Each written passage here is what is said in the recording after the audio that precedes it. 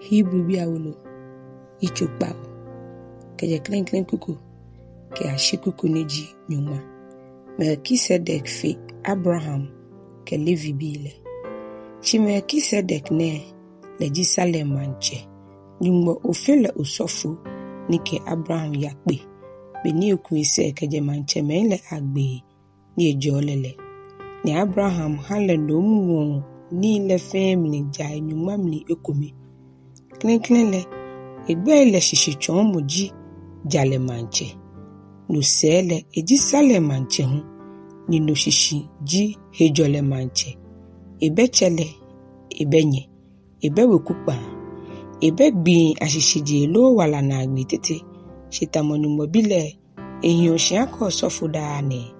agbene nyekwa aboni moneda ha akeble mache Abraham le tete mo no mo ni papa ile amnijai nyumamli ekome ehale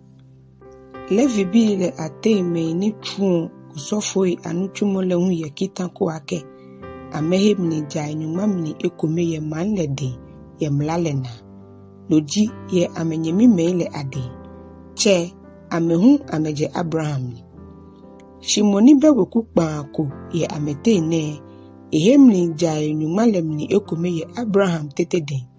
ni jo moni yo shiwele tete shiebe waneje kokra ake moni dafe mole le ejo moni edale nyansa biele gbomei ni gbo le jimei ni hiomni jai nyumamni ekomele shijenle bokoni aye odasi ake hioshinda le he ni kema kena kainle kecho Abraham nole ahemni jai nyumamni ekomele ye Levi ni hio nole hunde ejake eye echelemni lolo beni Melkizedek keleba pele ke kuku ni nyuma ke ekome ke ashi nyuma ke nehu Melkizedek osɔfoyeli le go Levibii anole agbene keji emuu yeli chon Levibii asɔfoyeli le no kebale ejake nono achon awuman le mlale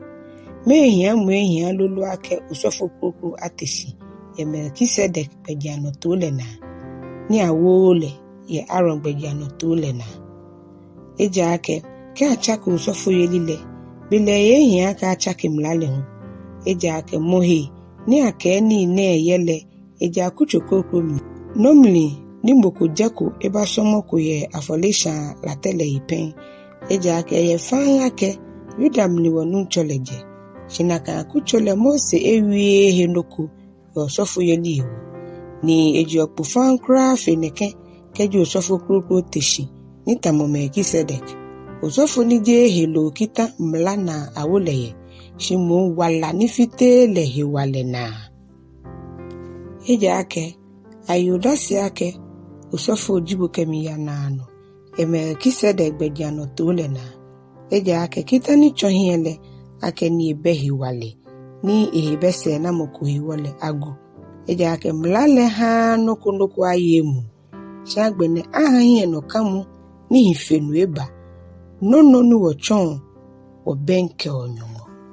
ke kuku ni nyuma yenyo ke ashina agbe Kristo osɔfoyeli le damɔ kitano ni baba o ni ashin kita kamo sele ejaka amele awu amo osɔfo emuu shaka kitako shi Kristo le kita kamo akewole yemoni kela ake nu chole ka kitani eshwan ake osɔfo ojibo kemi ya na no le wie mole na ale baba o ni kpãŋmɔ ni Yesu ji se damɔlɔ yemni lehi fenojino ni amele ake ni gbele ha amewushihin le hiwole ameyipi ameyo osɔfoi shimonele ake ni ehion shike ya na no hiwole esɔfoyeli le se efo no yewo hunle enyo me ni chon enoke ba nyumongo le ayiwala ihere okra ake ni yeda ko ni damomni eha amele ejake Yesu le osɔfonukpa ni sawo pene moni heche ni fonko be ni bekpako ni eche keje shahi ni awo eno aha ekofenwen ehiale tamona kan osɔfonukpa ile akegbife gbile eshan le dienche ehi eshai ahi afɔle chuchu dani eshan man le huno ejake efe ne shikome nyɔŋlo beni enwo le dienche ehi eshan afɔle le ejake mlale gbeme gbede loyi enwo osɔfonukpa ile shiwie moni akekan kitã ye mlale sele ewo bi ni emuu ke ya na nole osɔfonukpa. Hallelujah. Hebribii Awolo ichukpa anyo Yesu wɔŋwɛi osɔfonukpa le shini ni wɔyu ole mnisani titri ne kon osɔfonukpa wɔyo osɔfonukpa ni tamo ni ji agbole manche senle ni juno yenwe akehi kronkron le ke anokwabu le ninu chole dienche shi ni je gbomoko shinle mnison lo eja ko osɔfonukpa fe osɔfonukpa le awole ko ni enwo ni ke ni ka afɔle ebaha no hiwole ehia ake monehu ananoko ni ke baha shishipon le no eyo okunle eyen osɔfotete eja ko osɔfoyi ni ke ni ya ha ye mlale na ye che amele nwe ihe kronkron le no kwamono ke susuma kekemni amesomo ye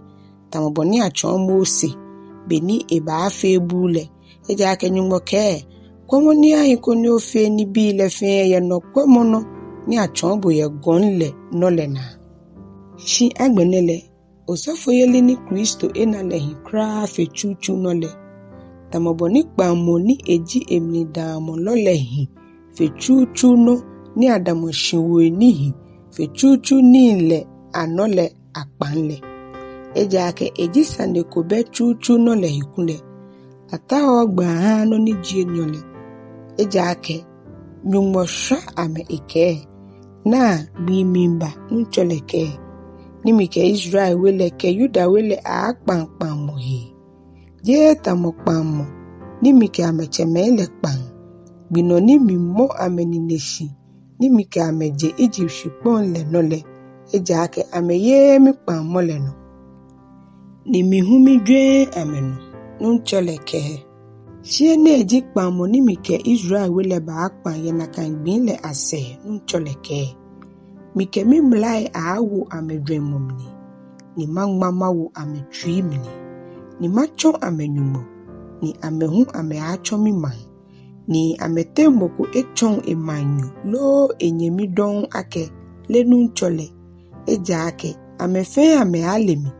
ke aje ametemo bibio no ke ashi mowulu no ejake mana amemoboye ametomo ele agbefan ni amehi eshaile hu mikaidon ekewie mo ehe ni eke ne eha klenklen no le efe emumu shino ni efe emumu ke no ni egbole echen ni elaji. Hallelujah. Hebribii Awolo ichone hu ke klenklen kuku ke ashikuku ni jinyɔŋmɔ Levibii asɔfoyeli ni yeee emuu le agbene klenklen kpãŋmɔ le hu ye nyɔŋmɔ jamo hegbeji anoto ke shipon ne no he kronkron eja ke ashibuku amashi ni he ni oyi klenklen le kanecho ke okunon ke hema abolo ile yojen achojen ake he kronkron shimu ho ni ji enyo le sele bu ye jen ni acho le he kronkron fifen jen shika tufangma shan no le ke kpãŋmɔ adeka ni akeshika haifen le yo lomlin shika kplu ke mni mana le ke Aaron cho nigba afufuro le ke kpãŋmɔ tetre bi le yo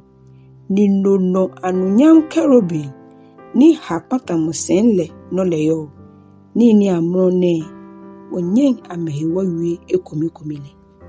ni beni asa ni bi ne kele osɔfo ile ya klenklen bu le mni dagbi ame atun somo nu chumole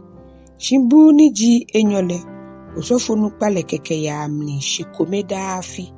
ni ya ni ehiela ni eke ya ha ele dienche ke man le tomoi ni amelele ayiwole ene mumo kronkron le ke chon fan akegbin abo ni klenklen bu le machine lolo ne bile gbeni akeya ahi kronkron le anako ajieshi achon. Eji bene belehi okadi ni chon ake ni ke ni ke afɔle ni ake baha le nyen aha moni jale ayemu yehe ni le gbefan. Eja ake ni bi ne ko ni ke ni numuni ke heju srotwe ni ji helo gbenani ni ato ake afe keke ahi ke ashibe ni asa ni bi fe afe ame ehi ke yekuku ni ji nyɔŋmɔ ke kome ke ashi nyɔŋmɔ ke edwe Kristo osɔfoyeli ni emuu le shi Kristo ni ba ke ni bi kpakpai ni ba bale ahi osɔfonukpa le echombu ni da ni ke ulashi fe klenklen no lemni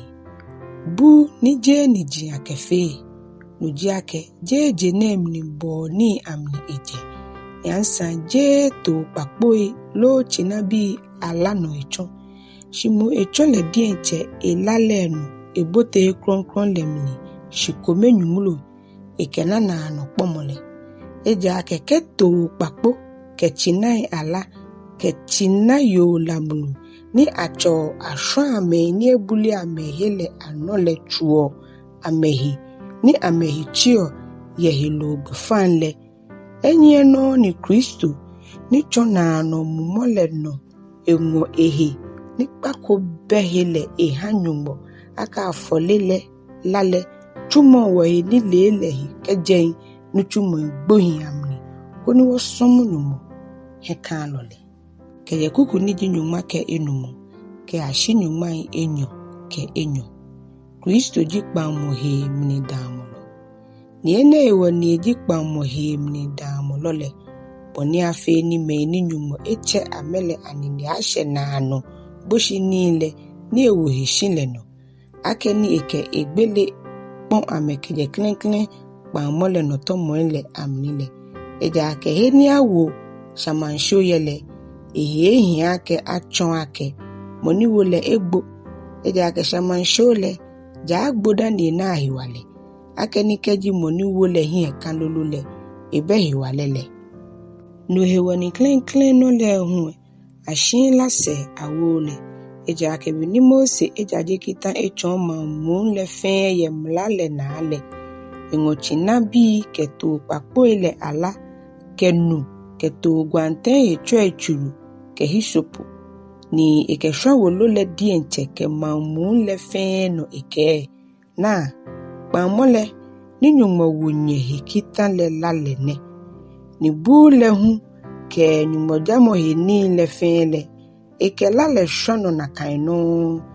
ni hwefio ni la akechuo ni fe he emlale na ni ka hwe la shile akefa ke yekuku ni ji nyɔŋmɔ enyo ke ete ke ashina agbe Kristo ke sha afɔle shikome nyɔŋlo bele ye ake ni jinwe ni le afɔni ne ake ne me achuhe jinwe ni le dienchele afɔle ni fenome ake chuhe eja ake je kronkron ni ake ni jinfe ni jini le dienchele afɔni kekele mni Kristo yabutele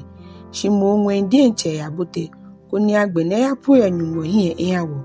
asa eyabote je koni enwo ehi ehashi abo tamobo ni osɔfonukpa le yabote o kronkron le dafi kela ni je le dienche enole eja ake na kan ni kunle isa ake na ma ne hunu kutio keje jinshishi je bebe shi agbene le shikome keke ajie le kpo ye beile ana agbele mni koni ekele dienche ehi ni ekesha afɔle le ajie eshale bi aboni ekashi ha gbeme ake shikome amegboyo shinu sele aba akojo amele akano Kristo hu ake ni angole aha shikome koni etere me pia esha ikeyale noni jishi enyole eshiesha ebapue eha meni kwole gbele ni ehere ameyiwala. Hallelujah.